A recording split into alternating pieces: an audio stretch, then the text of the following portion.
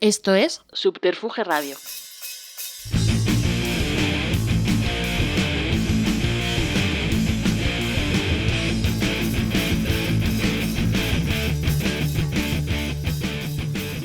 Bienvenidas y bienvenidos a una nueva entrega de Simpatía por la Industria Musical, emitiendo desde el estudio Alfonso Santisteban de la calle Almirante en Subterfuge Radio, emitiendo el podcast donde apenas suena música, pero es de música de todo lo que se habla. Música, industria, que no se entendería sin entusiasmo, emprendimiento y, por qué no, dosis de generosidad para dedicar tus recursos y enfocarlos al disfrute de los demás. El mundo del directo, de la noche, del hedonismo vital asociado al 100% a la música y sus derivados. Nuestra invitada de hoy es parte de una tripulación que desde hace más de 2 décadas se dedica a dinamizar Madrid desde distintas sedes, pero siempre bajo el mismo paraguas, con criterio y honestidad, lo que les ha convertido en un referente y ya en un capítulo más que importante en la historia del Madrid más divertido. Una persona a la que que suscribe quiere, admira y respeta, por lo que el encuentro de hoy se me antoja más estimulante que nunca. Un auténtico placer, pues, recibir hoy, en este nuevo capítulo de Simpatía por la Industria Musical, en el estudio Alfonso Santisteban de la calle Almirante, a la palabra y el testimonio de Belén Chanes. Hola, ¿qué tal? Muchas gracias. Bienvenida, Belén. Pues encantada de estar aquí. De tantos años conociéndos y nunca pensé que íbamos a estar en este papel, con 2 micros. ¿No? Sí. Pero bueno, yo creo que, claro, al final el roce hace el cariño y bueno, hemos ido en paralelo tantísimas veces y entonces, en distintos momentos, que al final cuando me escribió, a la que le agradezco, Lorena Jiménez de La Trinchera, la oportunidad de venir y visibilizar ese trabajo que estáis haciendo con 8+, pues me encantó la idea de visibilizar ese trabajo absolutamente admirable y bueno, y de tener una gran amiga como tú aquí en el estudio de Alfonso Santisteban. Ya estábamos tardando. Claro que sí. Bueno, ya sabes que eso se trata, bueno, pues al final vamos a conocer un poco a la Belén Chanes que se nos escapa. Eres una persona que tú misma sí te visibilizas y das a ver, es conocido tus altas dosis de como saltimbanqui. Creo Exacto. Que tienes el récord de saltos hasta que llegó Olaya Axolote, creo, ¿no? Que era la saltimbanqui. No. ¿Sigues manteniendo el cetro? Hombre, claro, vamos a ver. Está medido con un saltómetro que hizo Juan de la Monja Enana en un par de conciertos. Vale. Está medidísimo. Vale. Soy la campeona del salto. Bueno, pues hoy recibimos a la campeona del... Mis tendinitis del talón de Aquiles dan fe de ello. Bueno, vamos a remontarnos a esa primera Belén musical. ¿Cuáles son esos primeros contactos con la música? Y bueno, yo creo que paralelo siempre el mundo de la interpretación, que es importante en tu vida también, que es eso. ¿Cuándo decides que la música y que quieres incluso emprender el camino de la interpretación porque consideras que esa es la vida, por donde el que te tiene que llevar? Bueno, decidir, en general creo que he decidido pocas cosas así, o sea, creo que le pasa a todo el mundo, como que las cosas más significativas de tu vida no las decides, sino que ocurren de pronto y son pequeñas casualidades que te llevan así, o sea, eso en cuanto al mundo de la música. Que realmente no fue una decisión nunca, ni el grupo, ni el 8+, ni nada, todo fueron como una sarta de casualidades y aquí estamos, 25 años después. Lo de la interpretación sí que es una cosa como más arraigada en mí, más clara, que era como, pues eso es yo desde pequeña, pues después de ver Verano Azul y ver que había 2 niños que eran Tito y Piraña, pensé, se puede, o sea, yo recuerdo ver siempre las películas como... que cada vez que había niños yo iba a mis padres como, ¿por qué no me lleváis a una agencia? Quiero hacer un casting, quiero tal. Entonces eso, iba como por la calle buscando señores con barba, que para mí eran los directores de cine, era gente con barba, entonces les asaltaba como, ¿eres director de cine? Entonces me decían, no, siempre. Y eso, entonces bueno, la interpretación estaba ahí como desde siempre. Y la música la música en mi vida, así como más profesionalmente, llegó a través de la interpretación porque, pues eso, estábamos haciendo una obra de teatro que era Clerks, una versión de la película Clerks, y entonces pues la canción, Luis, pareja 8+, todo, era el técnico y hizo la canción principal de la obra, entonces la empezó a poner Ordovás en la radio, cantaba Verónica de Meteosat y entonces la gente venía a comprar la maqueta, pero el grupo no existía. Entonces hicimos el grupo como, bueno, esta gente está viniendo a comprar una maqueta. Yo siempre había escrito, tal, pues era como, vamos a hacer unas letras, tal, y así empezó. Y luego el 8+, pues un poco, también la raíz es la misma. Juan Carlos, que era como el actor principal, Juan Carlos Alonso, Llevaba también el OM, eran unas sesiones que hacía Trip Family, que estaban en la Sala Bass, ahí en Callao. El OM, el Weekend, y en ese momento se quedaba libre como un hueco los viernes en la Sala Flamingo, que ya no existe, que estaba en Mesoneros Romanos, que fue nuestra primera sede de 8:30, y entonces nos dijo, ¿por qué no hacéis una sesión de música de esas como vuestro grupo, tal? Y era como, ¿pero qué es una sesión? ¿Qué es todo esto? ¿De qué hablas? Y entonces, pues así empezó el 8:30 también. O sea, arranca todo, Clerks es el embrión de absolutamente total, de todo. sí. Por un lado de Lecan, tu grupo y con Sí. Luis. Y del 8:30 y del 8:30 también. igual, o sea, que como recalcabas antes, o sea, no hay en ningún momento ninguna intención, No hay y ninguna mucho intención. menos de que al final se convirtiese casi en vuestro Bueno, modo casi, de vida, ¿no? Sí. ¿Y qué hicisteis? Venga, dice, venga, tenéis el sábado tal o el viernes tal para hacer una fiesta. Que os dirigieron un poco de cómo atraer a la gente. No. ¿Es ese homenaje a Family lo primero que hacéis, ¿no? Abrimos con un homenaje a Family, que pues nada, pues nos dijeron los viernes de 12 a 6. Vale. Y entonces empezamos a llamar a grupos, o sea, era como, pues, ¿qué hacemos? Pues un homenaje a Family, claramente. Entonces hicimos, o sea, en esa época del 8:30 hicimos varios homenajes y nos estrenamos con Family, pues que vino a tocar Vacaciones, Niza, nosotros. ¿Quién más estaba? Pues, Criaturas Celestiales, Ecuánimes, que no sé si recordarás Sí, ese. por supuesto. Sí, y nada, y eso hicimos. O sea, básicamente recuerdo que era como la época como muy del tonti puro. El tipo, pero la inocencia. Y me acuerdo como pues de decirle a la encargada, que era esta mujer rubia, Eva, que es que mucha gente recordará porque estaba ahí siempre en su despachito, decirle como, va a venir gente a pedir copas con piruletas en la mano, que los camareros no se rían de ellas, por favor. Y era como, no entendía nada nadie, ni nosotros ni nadie, pero la verdad es que funcionó. O sea, y salió bien, y lo pasasteis bien y visteis que había tal. Sí, y ya sí. llegasteis a una continuidad desde este día, vamos. Sí, empezamos a hacer los viernes y al principio, hombre, además era pleno verano, costó. Claro. Pero enseguida la verdad que empezó como a fluir mucho, porque tampoco había, o sea, hasta ese momento quitando el Maravillas, las discotecas eran como sitios donde sonaba música tecno, o sea, no se asociaba a canciones y cantar y bailar o sea, cantar canciones no se asociaba a las discotecas, ya era como algo que pasaba en bares, en pubs. Entonces, pues yo creo que enseguida o sea, que había un hueco ahí que la gente quería. Y esa transición pues lo que detecto que a muchos, y yo el primero, nos ha pasado, de sentir que es algo que haces por diversión, se convierte casi en tu profesión. ¿Eres sensible de cuando notasteis que realmente ya tenéis una dependencia en el sentido, no digo económica, sino de decir, joder, tengo que ya mejorar las fiestas, tengo que mejorar la forma de llegar a la gente? Sí, ha sido... Así que estamos hablando también, tengo que que decir un poco, tiene muchísimo mérito ya no solamente mantenerse más de 20 años, que ya eso es totalmente digno de un gran aplauso, 25. Sino también que 25, que estamos hablando claro, del paleolítico superior, en el sentido de no había internet, la forma de viralizar las cosas era, en el mejor de los casos, con flyers o el boca a boca, ¿no? Es decir, vente a este sitio que vas a estar a gusto, ¿no? ¿En qué momento eso piensas que ya de repente dices, joder?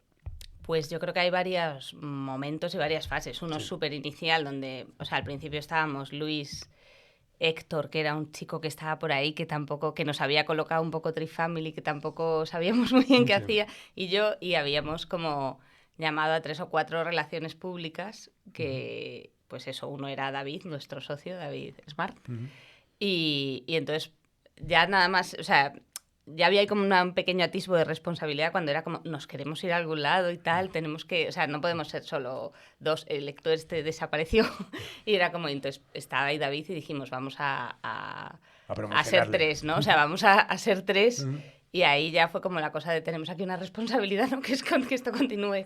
Y ahí, bueno, eso ahí claramente seguía siendo cero... O sea, no había atisbo, era más bien como, bueno, no sé, hay que seguir haciendo todo esto, pero no era como una cosa así muy profesional de... Pero ya luego lo otro, o sea, ha sido muy paulatino, porque fue como... Pero quizás el paso, por ejemplo, a BAT. Claro, en el paso a BAT, sí, pero incluso antes ya habíamos hecho, o sea, en Flamingo estuvimos como 10 o 12 años, sí, 11, 10. Y ahí, pues yo qué sé, es que habíamos tenido ya un montón de, pues a Astrud, en la casa, Sí, o sea, sí, había sí. pasado por ahí ya muchísima gente. Entonces, claro, cuando pasamos a BAT, ahí sí que vimos quizá la parte de conciertos, que ya estaba iniciada, nuestra pata de conciertos, sí que ahí vimos como que era una sala donde se podía esto hacer muchísimo mejor, explotar más y ahí sí que un Y poco... desde fuera también, porque es eso, en Mesonero Romanos estuvisteis 10, 12 años, pero bueno, era el 8,5, ¿no? O sea, el sentimiento era la fiesta de Luis, David y Belén. Pero bueno, Sí, no sabía hacíamos... de hecho, ni si era el flamenco en el sentido de eso, ¿no? De que todavía el momento clubbing no existía. Realmente es cuando vais bajo vuestra marca, ¿no? A programar a otra sala, cuando yo creo que a nivel externo percibimos que, bueno, pues que la cosa ya iba en serio, ¿no? Sí, sí, sí, o sea, yo creo que hasta ahí era, en Flamingo ya empezábamos a hacer, porque al principio siempre ha estado muy unido, y sigue, pero el club y los conciertos, o sea, era como que en esa época había mucho concierto de club, los conciertos podían empezar a las 2 de la mañana y siempre estaba muy unido, pero ahí en Flamingo ya habíamos empezado a hacer como separadamente, o sea, conciertos de tarde y tal, pero claro, ni el equipo era el mismo ni nada, entonces sí, en BAT fue ya más la cosa como de aquí podemos hacer conciertos grandes, podemos hacer más cosas y un poco ya luego pues empezamos a necesitar otros espacios donde hacer un concierto de un tamaño, otro de otro. Claro, que ahora sois con varias salas. Bueno, ahora la nave nodriza es un poco, ¿no? El Teatro Eslava. Del club, sí. Sí, que donde vais a celebrar esos 25 años, como luego veremos un poco más adelante. ¿Cuáles han sido en todos estos años también las mayores dificultades? Es decir, me imagino que empezáis ese concierto con criaturas celestiales, Niza, ecuánimes, llamando, son vuestros amigos, tal eso, y de repente os metéis ya un poco en el circuito, ¿no? de promotores compitiendo con el resto de promotores. ¿Cuáles son las principales dificultades que se enfrenta una promotora como 8,5 a la hora de competir con otros promotores a la hora de programar? Pues también depende mucho de las etapas. Es que, claro, hablando de ahora y de hace 25 años, ahora, o sea, un poco nuestra dificultad así en general es como uno seguir manteniendo el espíritu frente a empresas enormes que cada vez se han hecho más enormes y que a veces la competencia es casi imposible. O sea, por ejemplo, muy al principio sí que conseguíamos, escribiendo directamente al manager, traer a algunos grupos extranjeros y tal, que era como, qué guay, y te contestaban. Y ahora eso, por ejemplo, es como una cosa muy difícil porque hay pues empresas grandes que directamente tienen esta parte ya más o menos copada. Entonces, es un poco conseguir mantenerte ahí frente a grandes fondos de inversión, a un montón de cosas que ahora mismo en la... Vuestra gran baza además siempre ha sido la cercanía, ¿no? Con los artistas, Claro, casi antes habéis sido amigos que promotores, pero de repente me imagino que ya aparece esos grandes promotores, pero bueno, también aparece la figura del manager, aparece la figura de las exclusividades tal, de no poder tocar. O sea, a lo largo de estos 25 años la escena musical ha cambiado muchísimo. Bueno, tú lo sabes. Totalmente. Sí. Lo sabes. Entonces, bueno, la dificultad es un poco estar ahí sin... Obviamente, si estás 25 años, o sea, el 8,5 al principio, como 8,5, club tal, era una cosa como muy de nicho y muy de un grupo de gente muy concreto y nosotros hemos ido viendo cómo ese nicho ha ido cambiando. O sea, hemos pasado por la época del Tonti, por la época del Electroclash, por la época de cuando las guitarras y Vampire Weekend y no sé qué, luego el indie, o sea, entonces un poco ir oleando las distintas generaciones que vienen, pero mantener un poco el espíritu inicial de criterio. ¿Y qué artistas recuerdas haber peleado y haber conseguido? Bueno, ¿cuáles has peleado y no habéis conseguido y cuáles has peleado muchas veces y no has conseguido? Pues Icona Pop estuvimos a punto, o sea, de conseguir que vinieran a BAT y nos escribimos cientos de miles de mails con la manager, creo que una tía, y ya pues al final eso se perdió, pero hubo un momento que parecía que lo conseguíamos, por ejemplo, o yo qué sé, a ver, que intentos de cosas hemos hecho muchísimos. Sí, doy fe que a día de hoy todavía lo intentáis. Sí.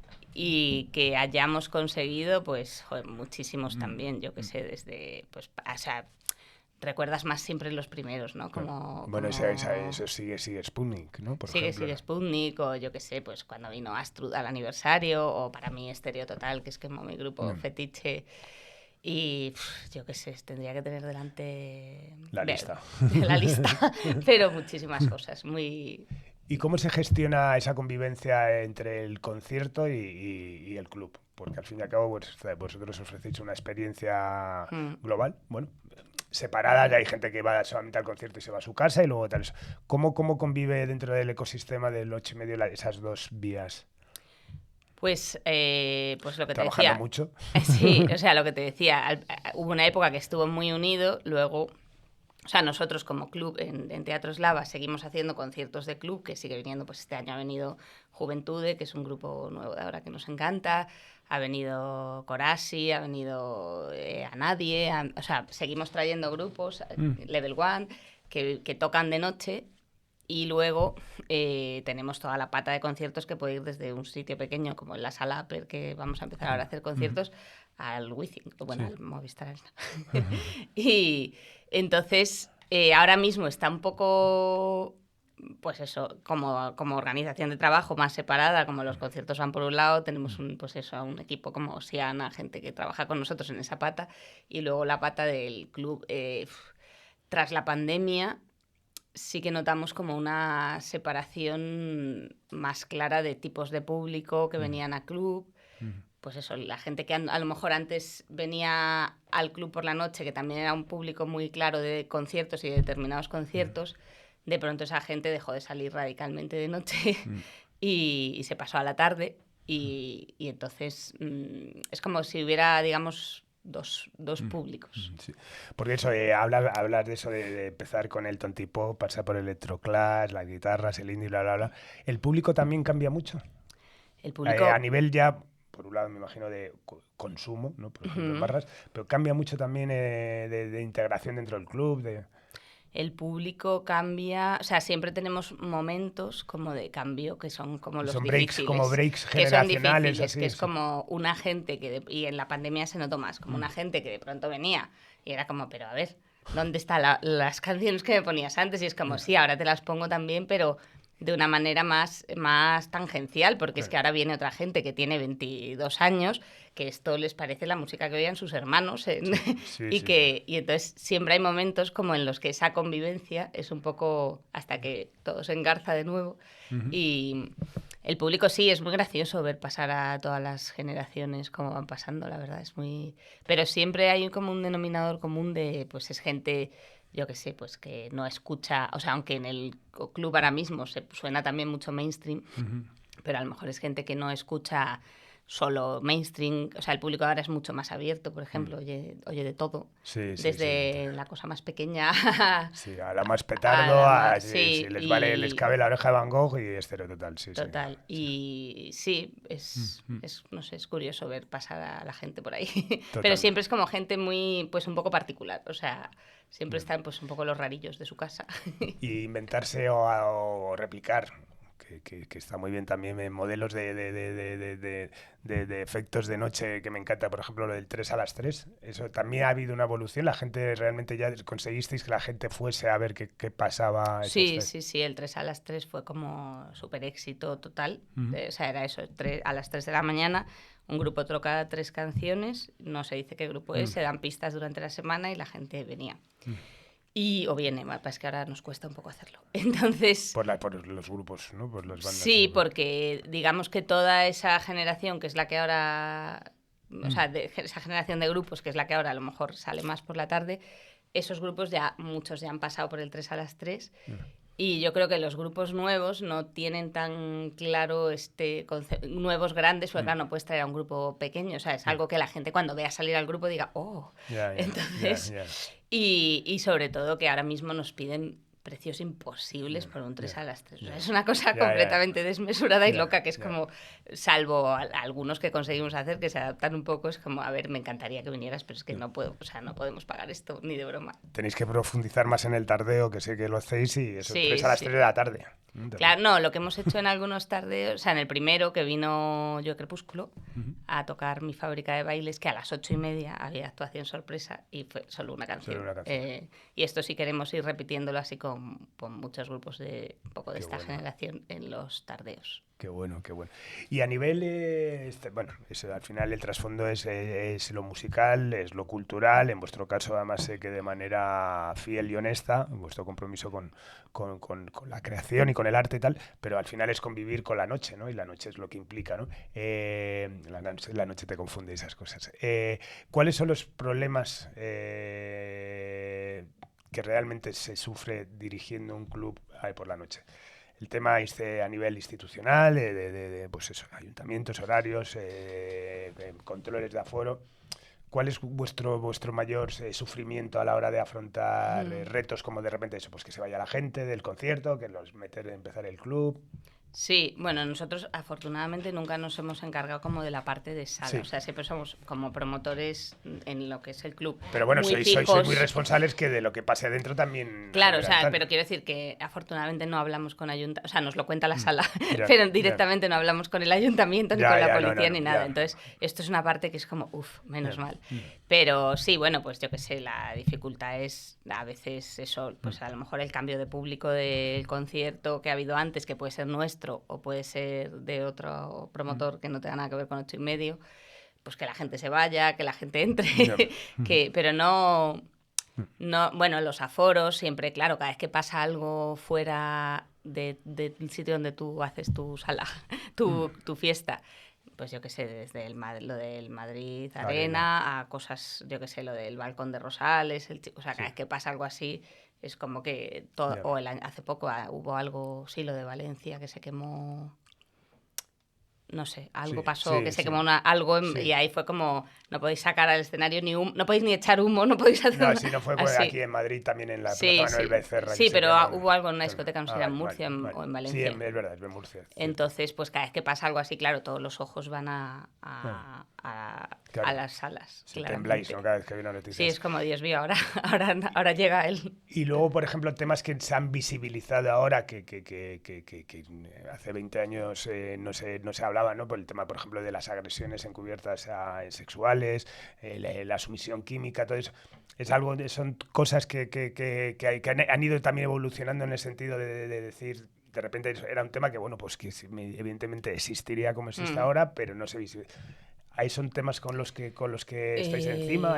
Sí, o sea, cuando pasan cosas, claro, siempre es como... Primero, cuando pasa algo, te enteras porque por Instagram que te escriben, por mails, por la sala, Realmente, la verdad es que el 8 no es una sesión muy conflictiva. O sea, obviamente siempre pasan cosas, pero no es una sesión donde hayan pasado cosas como así que digas... Peleas entre bandas y esas cosas. No, o sea, siempre hay pues alguna pelea, algún no sé qué... O sea, bueno, siempre no. O sea, a veces alguna vez pasan cosas. Pero no, la verdad es que es una sesión que es como que decimos, joder, es que somos como súper inocentes. Es que ahora mismo los camerinos del Teatro Eslava es que parece que... O sea, es como que estamos ahí como un DJ con Fanta, el otro con no sé qué, es como... Madre mía.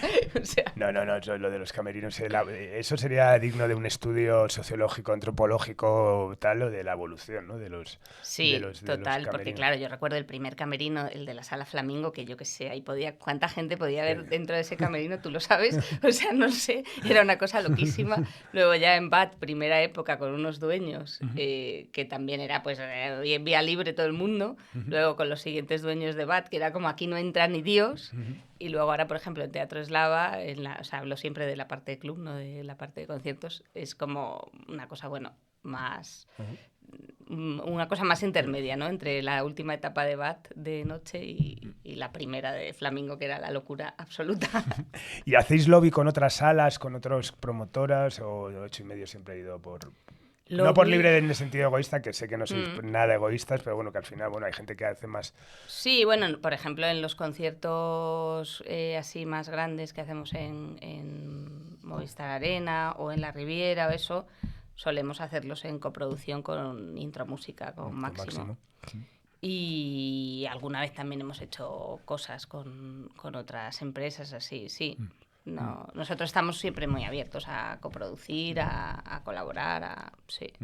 Pero vamos, el día a día pues lo hacemos solos, pero sí que... ¿Y cómo describirías la importancia que tiene pues, la música en directo, pues incluso el clubbing también como dinamizador de la noche en un Madrid? Eso, pues que por un lado es ese Madrid que dicen que es el foco de ya del mundo, que todo el mundo ha puesto el foco sobre él, que es la ciudad del momento.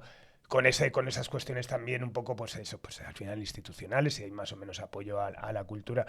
¿Qué crees qué importancia tiene ahora mismo para ti la música, la cultura, el arte, en el tejido social de la ciudad? Hombre, yo creo que ahora mismo está muy, muy presente. O sea, ahora mismo en Madrid tienes, desde mi punto de vista, a veces demasiada oferta. O sea, tienes todo tipo de conciertos, festivales. O sea, recuerdo el último fin de semana que dijimos, esto es una locura, que era el Día de la Música en Matadero, de La Fuente en el Metropolitano. Sí, 2 días seguidos. Los conciertos del Botánico, los del... el Alma Alma, que tocaban Dorian y Miranda, y no sé, o sea, y era como... Había más cosas, o sea, ese fin de era completamente loco. Y el Love the Twenties, y era como... es un momento ahora mismo que es muy guay porque hay muchísima música en todas partes. La fiesta de Netflix el miércoles, el jueves el no sé qué, por todas las calles.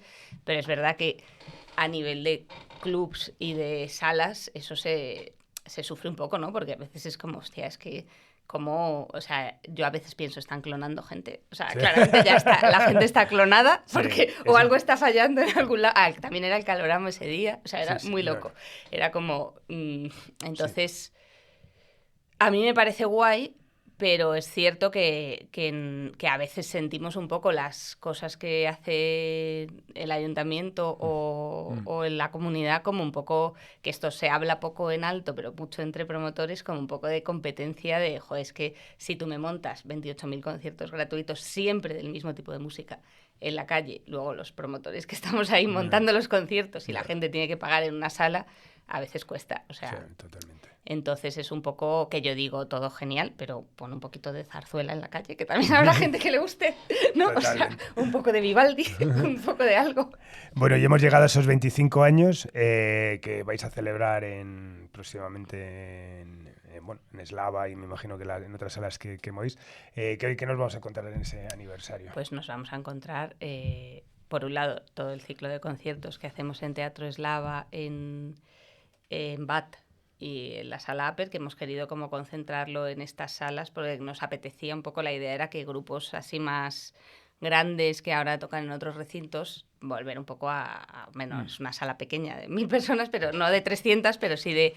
Entonces, pues tenemos así, pues seguro, obviamente no voy a poder decirlos todos, a no ser que saque el móvil, pero tenemos pues a La Villa Rusa en BAT, a La Mala Rodríguez en Teatro Eslava, de la Fe... ¿qué más tenemos?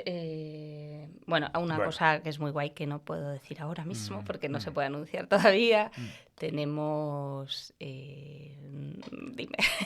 Bueno, es una... Bueno, cuando salga esto, además... No, está salido ya, si esto ya está a la venta. Bueno, tenemos a Samantha, por supuesto. Por supuesto. A Cycle, que vuelve con el Week on the Rocks. Sí. Tenemos... Bueno, sí, una programación absolutamente a la altura de esa celebración. Sí, y luego la celebración del 27 de septiembre en Teatro Eslava, que va a ser como, pues eso, tarde y noche maratoniano de personajes de estos 25 años que desde el pasado hasta la actualidad que estarán por allí. Fenomenal. Estaremos ahí, por supuesto. 8,5 ejemplo de longevidad, paralela también a Elecan, ese divertimento que aparece a través de Clerks y se convierte, bueno, pues ahora mismo, por ejemplo, el grupo más longevo de la escudería de esta casa, ¿no? Más pesado. No, que va, al revés, ni mucho menos. Al final es eso, que el truco de la longevidad en este caso es eso, ¿no? Pues haber hecho las cosas a vuestro ritmo cuando os apetece y sin presión de ningún tipo, ¿no? Sí, o sea, y como también hay épocas que es como hasta el disco de Somos Otra Cosa, que es, bueno, que sacamos aquí, recordarás. Sí, totalmente. Todo, obviamente. O sea, Nuestro primer disco salió con Federación de Universos Pop, luego lo reeditasteis vosotros, luego ya pues fue súper en serio, discazo, Somos otra cosa.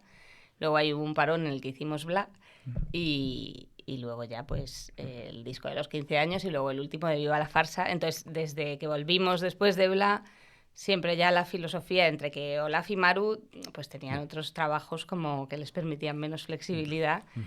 Fue un poco como, bueno, vamos a ir sacando canciones como en el trap, empezamos antes, sacando singles a nuestro rollo y ya un poco pues eso, por puro divertimento, o sea, con aspiraciones obviamente de sacar las cosas, grabarlas bien y hacerlas bien, pero como a nuestro ritmo, totalmente. Y eso alternándolo con tu brillante condición de DJ y dinamizadora de la noche bajo el nombre de DJ Manazas, ¿no? Sí, DJ Manazas. Ahí estoy. Me mantengo en el error. Firme. Y bueno, sobre todo hemos dicho tal, lo primero que fuiste actriz, después de actriz fuiste músico. Bueno, actriz siempre está ahí. Sí, siempre está siempre, por eso actriz es el inicio. Luego lo de actriz, de que cogiste la mochila de músico, cogiste también la mochila de promotora, también la mochila ahora, bueno, desde hace unos años de DJ. ¿Crees que es posible un equilibrio en todas esas facetas? Al final es eso, la interpretación es un poco, lo dices, el nexo de todo, pero bueno, ¿cómo crees que mantienes en tu cabeza equilibrada con todas esas vertientes? Mal. La mantengo mal, ya te lo digo, muy mal. O sea, es un poco a veces como, joder, que me faltan horas, debería hacer como tú, o sea, levantarme dormir antes. poco. Debería hacer como tú y Ángel Carmona, levantarme antes.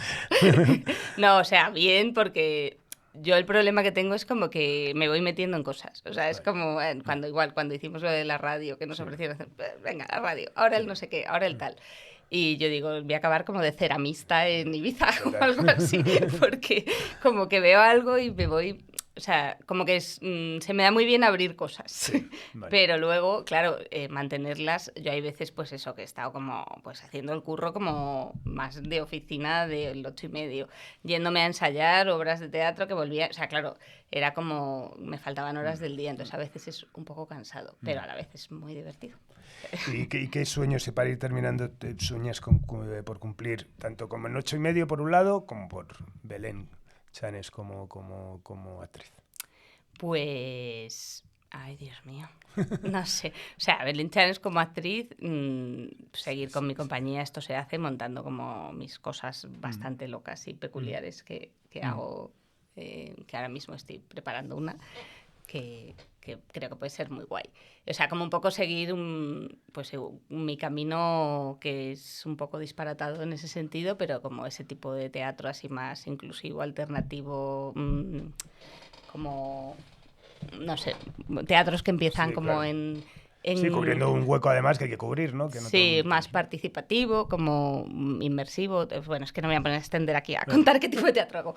Y luego, como con el 8:30, realmente es que siempre tenemos como miles de sueños que no logramos cumplir. Quiero decir, es como que siempre intentamos, a veces, yo es que como soy muy optimista, me creo como que voy a conseguir cosas, pues eso, como este año que intenté que viniera el aniversario La Buena Vida y como intenté convencer a Iranzu y así imposible, pero cosas así que dices, joder, sería muy guay si, pues eso, si lograras pues reunir algunos grupos que ya ahora mismo no están en activo o traer, pues yo que sé, claro, ¿qué te puedo decir? ¿Traer a Bad Bunny? Pues sí, pero no. Ya, no va a ser.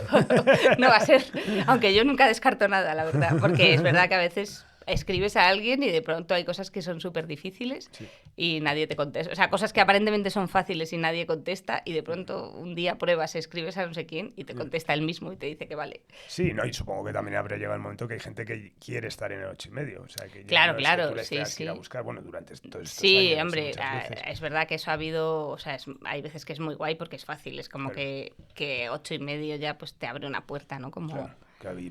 Estar 25 años y ser todavía una marca de referencia es, vamos, o sea, un mérito absoluto que aplaudo y que bueno, me enorgullece como amigo, como usuario, como promotor que hace cosas con vosotros, así que es un auténtico placer. Una vida en paralelo. Claro que sí.